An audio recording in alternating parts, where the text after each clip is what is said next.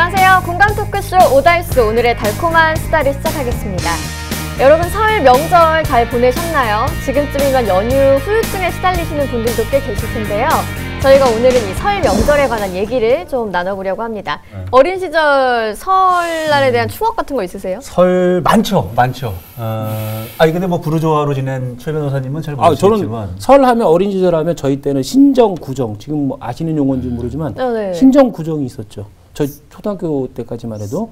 그래서 정부에서 신정 일제시대 들어온 거거든요. 1월 1일 양력 1월 1일 신정이라고 그랬고 지금 설날을 구정이라고 불러서 공무원들이나 통반장들이 홍보를 했죠. 구정날 구정 세지 말라. 신정 세라. 그리고 구정날은 저기 그 공무원들 조기 출근시켜 버렸어요. 아예 국가에서 구정을 못 세게 하려고. 옛날에 그런 일이. 근데 국가에서 구정을 못 세게 하려고 했던 이유가 뭐예요? 근대화죠. 근대화. 과도한 근대주의, 군사주의에 집착하다 보니까 이건 구정은 그 구습이다. 이거 과거에는 설날에 의례 말고, 그러니까 제사 지내고 차례 지내고 뭐 떡국 먹고 성묘 가고 하는 것 말고도 각종 놀이가 많았어요. 많았죠. 윷놀이도 하고 뭐. 그렇죠. 그 다음에 설날 하루로 끝나는 게 아니라 정월 대보름까지 거의 이어졌잖아요. 그렇죠. 그러네요. 속된 말로 망울에 찌구려 하나. 맞아. 기불놀이도 하고 부럼 깨기 뭐. 그런 거 모르죠. 그걸 직접 하신 거예요? 그럼요. 우리 그다음에 연날리기, 널뛰기 이런 게 정월 대보름까지는 거의 많이 했었어요. 근데 이제 그게 다 없어지고 결국 남은 건 설날 당일에 의례. 맞아요. 차례 지내고 성령하고 이런 것만 거의 세배하고 이런 것만 남아 있죠. 변호사님 말씀하시니까 그 망우리 돌리는 거. 아니 그 쥐불놀이 공식 용어. 쥐불놀이. 우리는 공식 용어가 망우리였는데 망우리라고 했는데 잘하려면 페인트 깡통 좋은 걸로 하나 미리 딱 해놔야 돼요. 적당한 크기에. 구멍 잘 뚫어야 되고. 본 적도 없죠? 교과서에서 봤죠. 봤어요? 원래 이거를 딱 돌리다가 이제 시합을 해요. 딱 던져가지고 예쁘게 불빛이 그림을 그리는 거. 그런 거 시합도 한다고 딱 하다가 자, 딱 쫙 던지면 그럼 그 불빛이 쫙 한단 말이에요, 밤에. 공터에서 해야 돼, 불안나게. 잘못하면 남의 집 막 불나고 많이 하고. 논에 불나고 막 산에 불나고 밤에 막 소방차 뜨고. 근데 이제 구정 뭐 예를 들어서 이제 옛날 설날 풍경 우리 어렸을 때 이렇게 얘기하다 보면 아마 최 변호사님도 그렇고 우리 김태정 아나운서께서도 그렇겠지만 저 같은 경우도 어렸을 때 보면 이제 한복을 입는 풍경이 상당히 많았습니다. 한복을 입고 다니면서 설빔한다고 하면서 동네 어른들한테 우리 그 고향집에 가면 동네 어른들한테 돌아다니면서 명절 인사를 꼭 드렸어요. 세배했죠. 세배를 집집마다 다니면서. 그렇죠. 지금은 이제 그런 것들이 많이 거의 없어졌다고 보면 되고 집안에서도 한복을 입는 풍경이 이제 많이 좀 줄어들었다. 거의 없는 거예요. 그래서 저는 한복을 입는 풍경이 좀 많아지면 좋겠다. 왜? 그게 이제 우리 한국인의 의상이고 명절만큼은 한복을 입는 게 좀 더 뭔가 우리의 어떤 날을 좀 잘 즐기는 우리의 행동들이 아닌가 그런 생각을 좀 했죠. 나도 직접 입고 싶은데 집사람이 거추장스러운 거예요. 이 동정도 뭐 새로 달아야 되고 한복도 새로 준비를 해야 되는데 한복만 입는 게 아니라 그 시간이 조금 지나가면 평상복으로 갈아입어야 되니까 집사람 입장에서는 옷을 하나 더 아주 거추장스러운 옷을 하나 더 준비를 해야 되는 입장이니까 한때는 제가 준비했거든요. 제가 준비해서 이렇게 했는데도 이게 좀 번거롭더라고. 근데 한복 입기 하니까는 저기 그 전주에 한옥마을에 가니까 그 한옥 대여해주고 하더라고요. 보기 참 좋더라고요. 한복 대여. 젊은 청소년들이 한복 대여. 젊은 청소년들이 많이 입고 그러더라고요. 보긴 참 좋더라고요. 보기 좋죠. 맞아요. 저 어릴 때는 어떤 생각들이 많이 나냐면 많이 지저분했어요. 우리 또래 아이들이 초등학교 1, 2학년, 3, 4학년 그 무렵에. 그러니까 그때는 코 올리는 친구들도 진짜 많았고요. 고속도로라고 들어봤어요? 변호사님 아시죠? 하도 콧물 와가지고 고속도로가 있어요. 막 그 손등에 강릉에서 비가 와요. 맨날 바깥에서 노니까 손등에 막 그 겨울에 트죠, 막 그러니까 이제 그때는 어떤 일이 있냐면 단체 목욕을 해요. 설에요? 그렇죠. 설 전에. 그러니까 그 충주가 고향이라 했잖아, 저는. 그게 바로 옆에 수안보라고 있어요. 그 온천으로 유명한 옛날에 거기 수학여행도 가고 막 그러셨다면서요. 그러니까 설 명절 전날 이제 다 집안 큰 집에 모여가지고 만두도 빚고 막 일을 엄청 빨리 하는 거예요. 엄청 빨리 해. 그리고 봉고차를 하나 딱 해가지고 거기에 한 15명 집안 식구들이 타고 막 그 목욕 바구니 같은 거 준비해가지고 수원부로 가죠. 수원부 가서 이제 목욕하고. 엄청나게 사람 많았죠. 그때 목욕. 어마어마. 거기 가면 다 봉고차예요. 그리고 다 집안 사람들이고 다 목욕 바구니 들고 끝나면 또 나와서 막걸리 한 잔. 진짜 놀이뿐만 아니라 목욕, 설빔 많이 없어진 것 같아요. 그 생각이 나요. 한복 입기도 없어졌고. 많이 없어요. 아까 얘기하신 이 고속도로. 누구 나왔어요? 네 분 중에 용관 씨는 고속도로 있었을 때 타고 저는 초등학교 저학년까지는 있었어요. 근데 제가 보기보다 좀 깔끔한 편입니다. 네. 그때 아니 보기에도 깔끔해 보여요. 왜? 어디 작가님이 웃은 거예요? 지금 누가 무슨 소리가 들렸는데? 제가 생각보다 좀 깔끔한 편이라 그런 건 초등학교 저학년 때였죠. 콧물은 많이 났습니다. 세 분의 예전 설 연휴 추억까지 얘기를 해봤는데요. 요즘은 이 설 연휴가 무섭다고 오히려 반기지 않는 분들도 좀 있어요. 세 분은 뭐 이렇게 자녀분들이나 조카분들 세뱃돈 많이 주시고 그러지 않나요?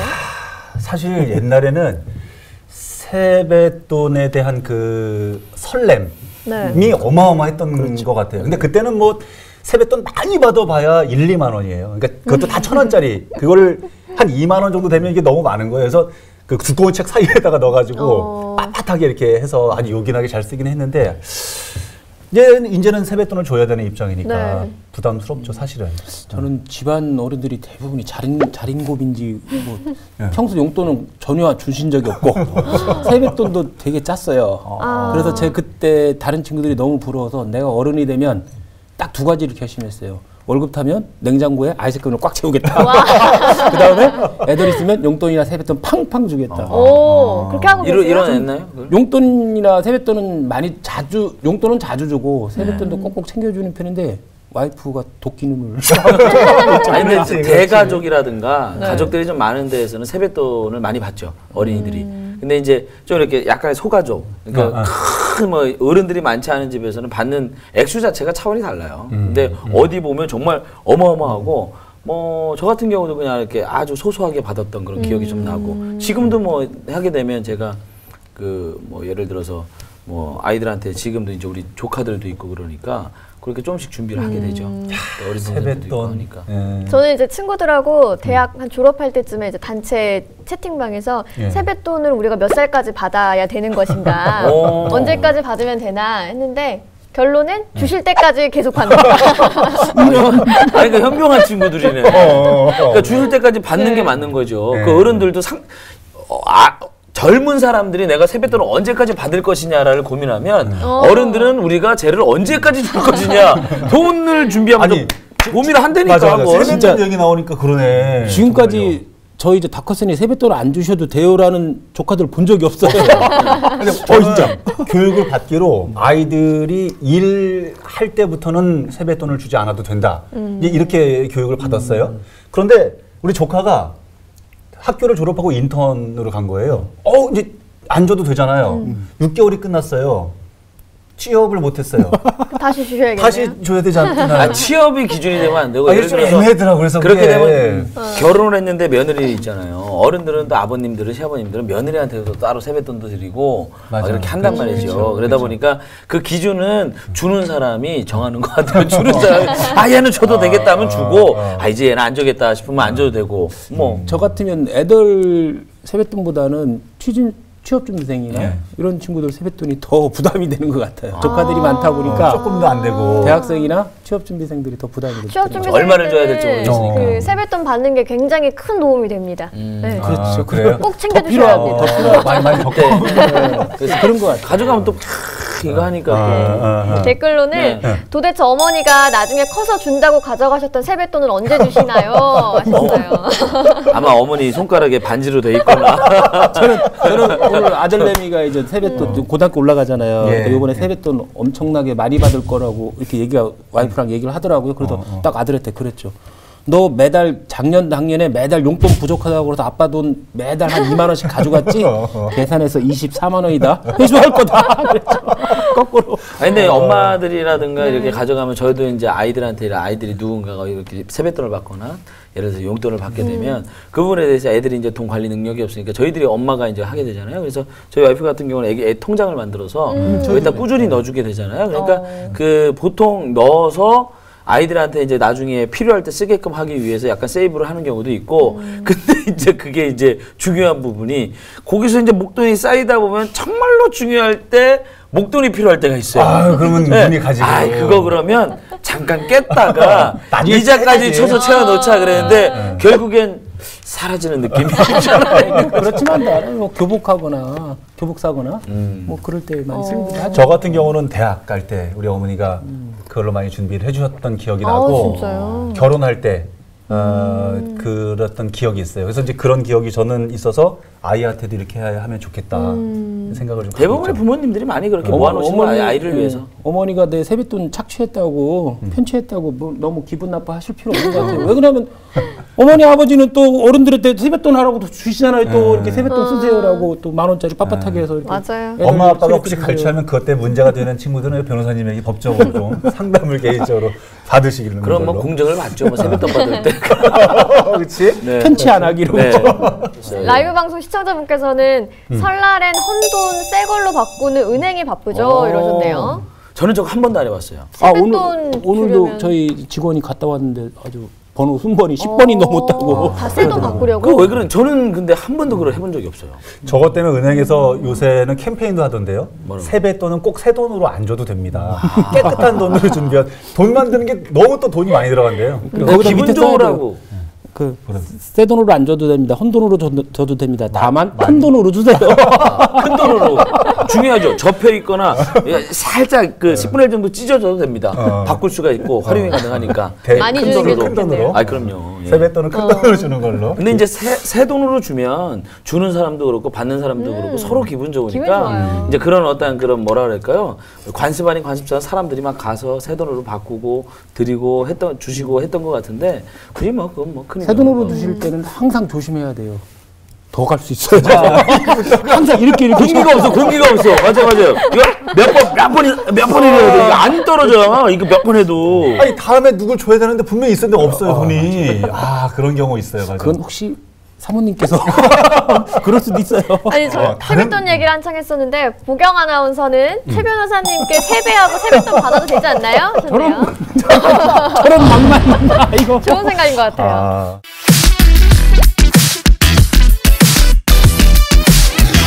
요즘도 젊은 친구들이 스트레스 받는 거 뭔지 아세요? 명절 때. 아, 그럼요. 그거 노총각노 처녀에 대한 그런 이야기들 그리고 너 남자친구 있냐 여자친구 있냐 추억은 추억 준비는 잘하고 있느냐. 어른들이 덕담한다고 많이 스트레스 하고 덕담을 빙자한. 덕담을 빙자한. 그래도 그런 이야기를 듣는 나이대가 또 연령대가 올라가서 높아졌어요.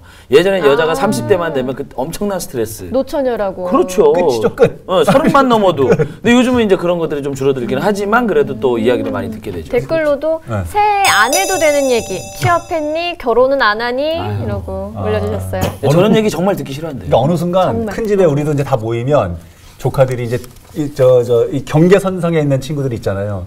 조카들이 하나 둘씩 자꾸 다른 방 쪽으로 옮겨가. 피하는구나. 그러니까 그런데 이제 취업을 했거나 진학을 했거나 뭐 승진을 했거나 이런 친구들은 막 들어오죠. 막 안방으로 들어와서 막 같이 섞여서 얘기하고 같이 뭐가 됐느냐 막 얘기하죠. 누구 쟤는 어떻게 됐느니 누구 쟤는 어떻게 됐다 이제 쟤는 어쩌니 이런 얘기들을 많이 듣게 되니까 그리고 제가 들어봐도 어른들 다 똑같은 얘기예요. 만나면 어른들도 특별히 할 얘기 없으니까 너무 뭐라 그럴까 식상한 질문들 걱정하는 것 같은데 정말 걱정하는 건지 라는 질문들 그냥 뻘쭘하니까 어른들도 하는 질문들 그런 상당히 많아요. 듣다 보면 저 굳이 안 해도 되는데 저분이 하시는데 왜 또 저분이 하시지? 동네 어른이 들어오면 그분도 똑같은 걸 물어봐. 다른 어른이 아랫마을 분이 오시면 또 똑같은 말을 해. 그러니까 미쳐버리는 거죠 이거. 근데 받아들이는 쪽도 그냥 지나가는 말씀으로 한번 하시는 거다라고 생각하시면 될 것 같아요. 저 친구가 했는데 내가 또 얘기했나라고 하기 없잖아요. 그렇죠? 어른들은. 근데 그게 스트레스가 된다는 얘기예요. 듣다 보면. 그러니까 사실 스트레스인데 하시는 분들 입장에서는 그래도 걱정이 되니까 내가 너를 그래도 이렇게 생각한다는 생각에서 얘기를 하시는 건데 이제는 사회적인 분위기가 조금 이제 바뀌어졌다는 것들을 당신들도 이제 조금씩 아시는 것 같아요. 근데 뭐 직계 부모님이야 걱정스러워도 정말 걱정스러워 하겠지만은 솔직히 말씀드리면 형제지간이나 자녀지간은 꼭 그렇지만도 않은 것 같아요. 아 그래요? 방송 넘어가고 서로 비교해보고 만약에 너무 잘 되면 별로 그렇게 좋아하지도 않죠 사촌들이. 아니 근데 왜냐면 그게 그 사람들이 비교하고 안 하고를 떠나서 예를 들어 사촌 동생, 사촌 또래가 있을 거 아니에요. 예를 들어서 큰아빠 아니면 작은아빠, 형제들 간에 그 밑에 자제분들이 있을 거 아니에요. 어느 정도 성장을 하게 되면 여기서 자연스럽게 뭐 놀이를 한다든가 술을 마신다든가 밥을 먹으면서 이야기가 나오면 얘 얘기가 나오게 된다고. 그러면 걔랑 비슷한 또래의 그 이해는 들으면서 자기가 못하게 되면 비교를 해서가 아니라 본인 스스로가 열등감을 갖게 된다니까요. 비교를 스스로 하게 된다니까요. 그럼 그러다 보면 명절 자체가 같이 있는 게 스트레스가 되는 거지. 이번 그럴 수는 있지. 이 방송 나갈 때쯤이면 이제 설 명절이 지났는데 혹시 시청자 여러분도 한번 반성을 해보세요. 맞아요. 정답은 그거 있는 것 같아요. 연세가 들수록 어른이 될수록 그러잖아요. 입은 닫고 지갑은 열라고 했는데 내가 그랬나 안 그랬나 꼭 한번 다시 되돌아보시죠. 어른들 말씀은 내가 나이를 먹고 상황이 바뀌어도 계속될 수밖에 없는 게 학창 시절에는 뭐 공부는 잘하니 물어보시고 이제 대학 가면은 취업은 뭐 잘 돼가니 물어보시고 취업하면은 결혼은 언제 하니 결혼하면은 아기는 언제 갖니 이렇게 계속 되는 것 같아요. 어른들 입장에서 볼 때는 다 하나하나가 큰 고비이고 큰 산이거든요, 그죠? 그러니까 이것을 당신들은 그렇게 힘들고 어렵게 겪어왔으니 너희들은 어떠니 이제 이런 취지인 건데 취지는 그런 건데 듣는 입장에서 자꾸 그게 스트레스가 되는 거죠. 이제 그것도 이제 우리가 어른이 돼가면서 입장 바꿔서 자꾸 생각해봐야 될 것 같아요. 내가 싫었던 걸 내가 어른 됐다고 그대로 얘기할 필요가 없고 그러니까요. 예를 들어서 김봉영 하나 같은 경우도 정보경 죄송합니다. 머리 아파. 네. 머리 아파. 아주 자연스럽게 넘어가려고 그러니까 우리 정보경 아나운서 같은 경우 미안해. 내가 너무 대놓고 아니 이거 고쳐줘야지. 왜냐면 그냥 나가도 문제인 거죠. 깜짝이야. 정보경 하나 같은 경우도 이제는 이제 거의 20대 말이잖아요. 이런 얘기 제가요? 그런 얘기 자꾸 실수하시네요. 미안해요. 근데 분명히 작년의 이야기 그리고 또 취업하기 전의 이야기, 지금의 이야기, 올 명절의 이야기 또 다를 수 있는 거예요. 그렇지. 댓글로는 사전에 취업했는지 실직했는지 알아보는 거 필수예요. 혹시 실직했을 수도 있으니까. 우리 친인척 문화가 서로 뭐 미리 알아볼 정도로 그럴 문화는 아니잖아요, 그렇죠? 오죽 스트레스를 받으시면 그러셨겠나 그런 것 같아요. 만약에 뱀파이어가 아프게 피를 빨아먹는 게 아니라 아주 없어지기를 원하는 지방을 빨아먹는다고요.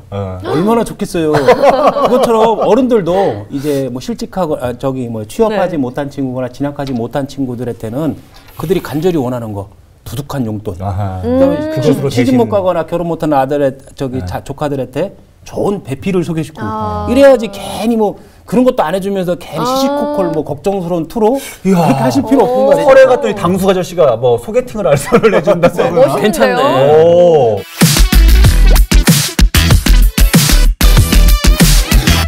네, 그럼 이제 설날에 생기는 갈등의 씨앗이 되는 것은 어떤 것들이 있는지, 설날에 누구와 갈등이 생기는지 얘기를 좀 해볼까요? 먼저 부부간의 갈등을 빼놓을 수 없겠죠.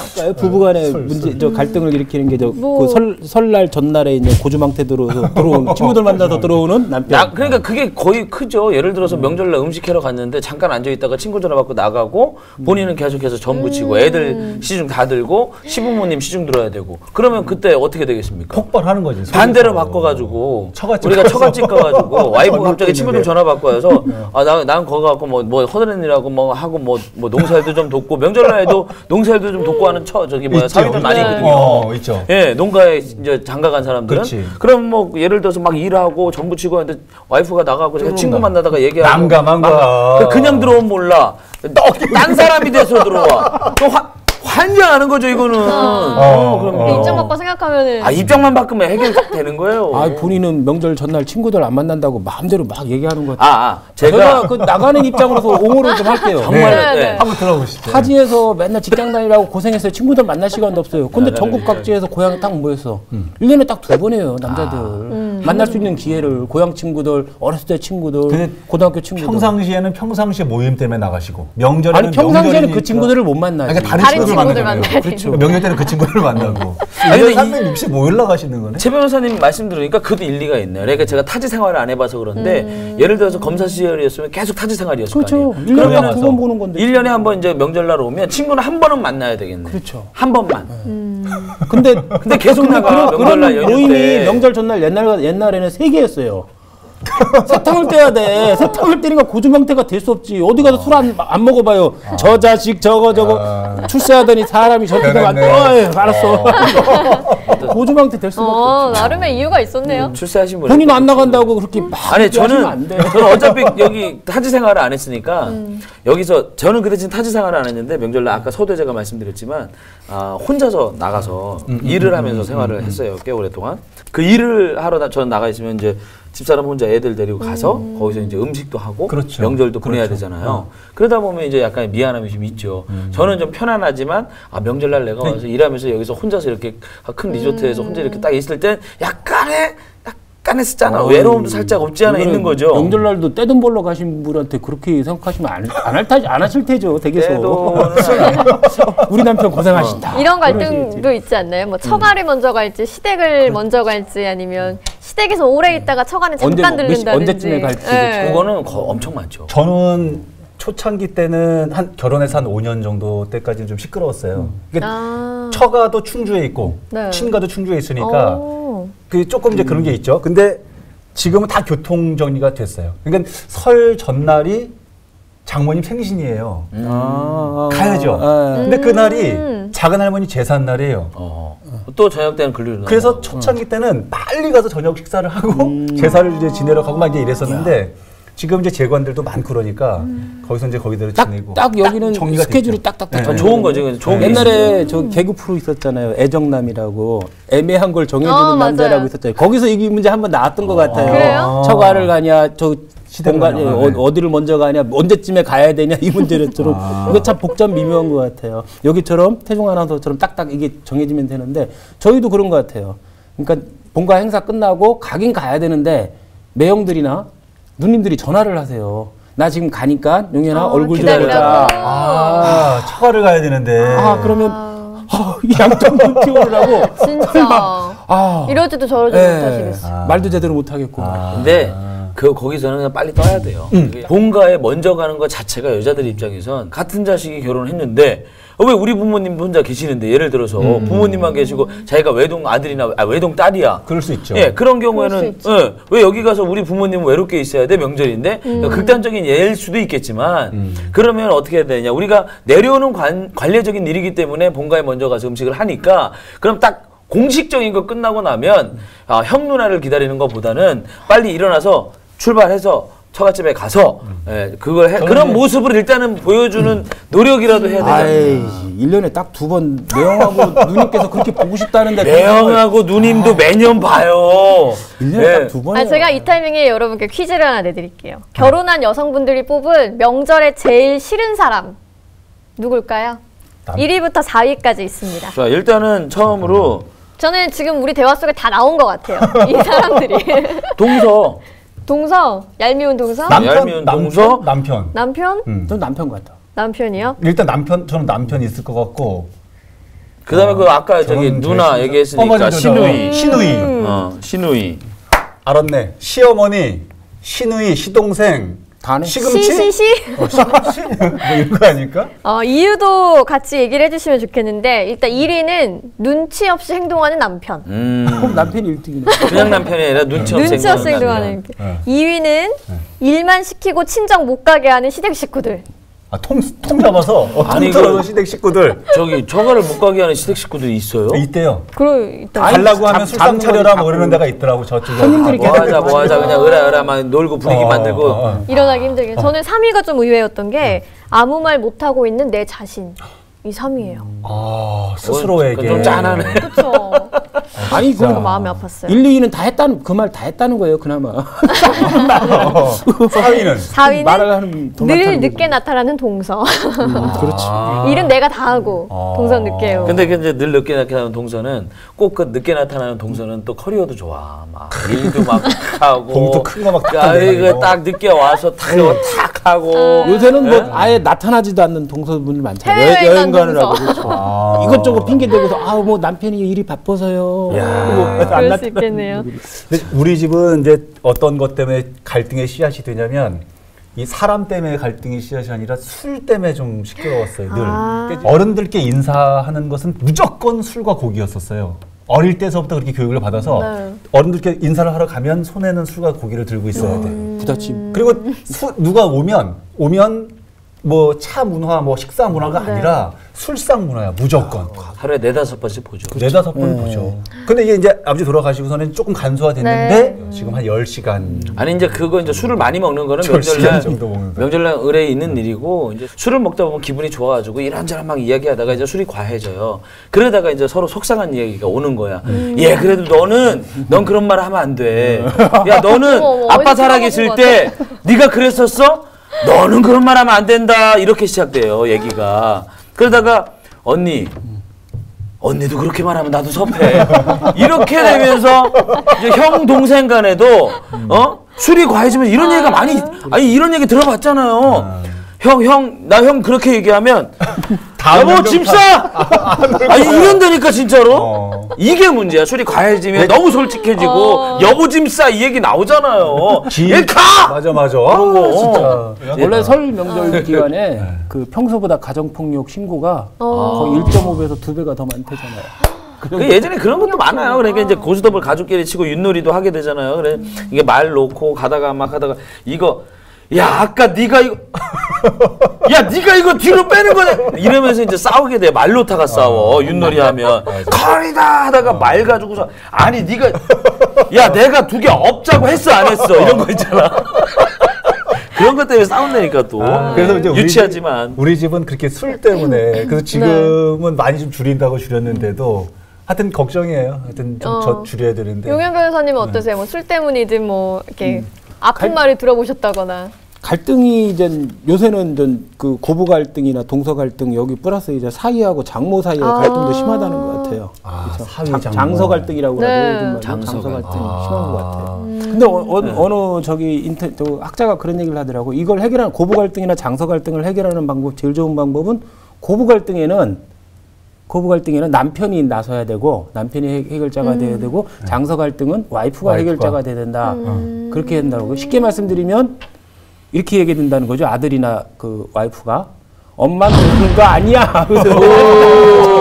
이렇게 해야지 된다는 거예요. 그거 얘기하면 그 자리에서 할 때 정말 지혜가 필요한 것 같아요. 저도 솔직히 답은 모르겠지만 예를 들어서 고부간의 갈등이면 아내 편도 엄마 편도 거기선 들면 안 되는 거지. 일단은 어느 정도 이제 끊어지게끔 한 다음에 아내한테 가서 뻔히 아는 얘기지만 아내한테 가서 당신 문제가 뭐야 얘기를 하고 난 다음에 이제 엄마를 욕하는 것보다는 당신 말이 무슨 말인지 알 것 같아 이해해주고 엄마한테 가서 또 그렇게 약간 힘들지만 정말 피마르잖아요 이게. 무슨 뭐 전략 싸움 저는 아니고. 그런 문제는 차라리 현장에서 푸는 게 나은 것 같아요. 현장에서 푸는데 헤어져서 걸로 안 푸니까 엄청나게 커져요 이게. 잘못되면 여기에 제가 또 하나 소개해드릴 게 있어요. 아내에게 하면 안 되는 말 4가지가 있습니다. 남편분들이. 오늘 퀴즈를 많이 준비했네. 모르겠는데 아니 평상시에 뭐 집사람 심기를 건드려봤어야지 알죠. 아무도 건드려본 적 없는데요. 저도 1년이면 싸울 일이 없어서. 그래요? 여기 소개된 거는요. 이런 게 있습니다. 한번 직접 읽어보실래요? 제가요? 네. 그냥 당신이 좀 하면 안 돼. 나 이것도 하나 잘 네. 여기에서 요거 한 다음에 다음 거가 2위. 그냥 당신이 좀 참아. 부연하는데. 남들 다 하는 게 뭐가 힘들어 정말. 이제 여기서 그냥 당신이 좀 참아. 당신이 뭐 어쩌고 얘기하다가 여기서 이제 화가 나는 거야. 3번째 말.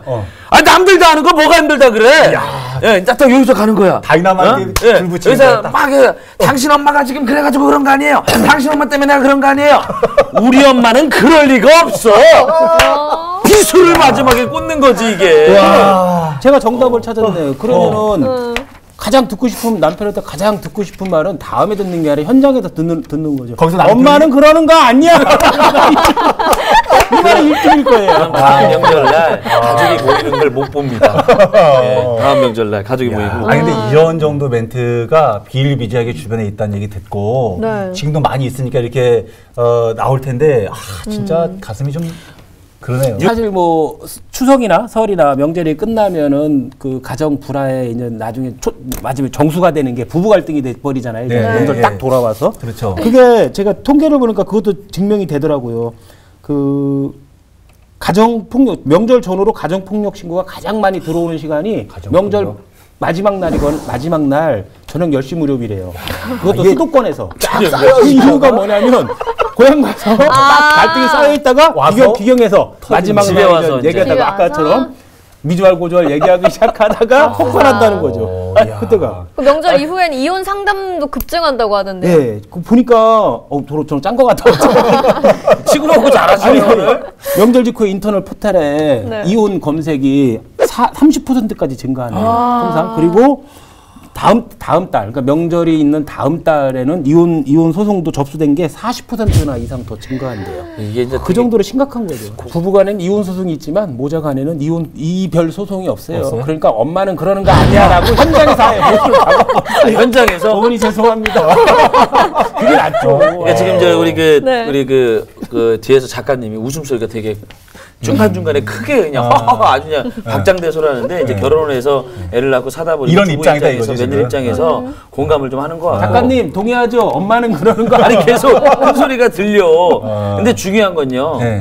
육체가 힘들어서 화가 나는 것도 아니고 내가 먼 길을 가서 화가 나는 것도 아니고 그 명절날 내 남편의 내 아내 우리 엄마는 내 아들의, 내 딸의 말 한마디 때문에 정말 힘든 거거든요. 그러니까 제가 아는 사자성어 몇 개 없어요. 다 역지사지라는 그 다른 사자성어를 아는데 세상에 아주 정답인 것 같습니다. 어느 입장이 됐든 입장 바꿔서 한번 생각만이라도 하더라도 다 바꿔서 해줄 수는 없더라도 그럴 수도 있겠구나 라는 생각을 한 번만 한다면 명절날에도 말을 함부로 할 수 없을까. 말 때문에 힘들어하는 거라니까. 맞아요. 그래요. 아니 3박 4일을 저희 시댁에 가서 아무리 음식을 하고 뭐하고 막 지쳐 있더라도 집에 와서 여보 3박 4일 동안 너무 애썼어 고마워 이 한마디 기다리는 거고. 아니에요.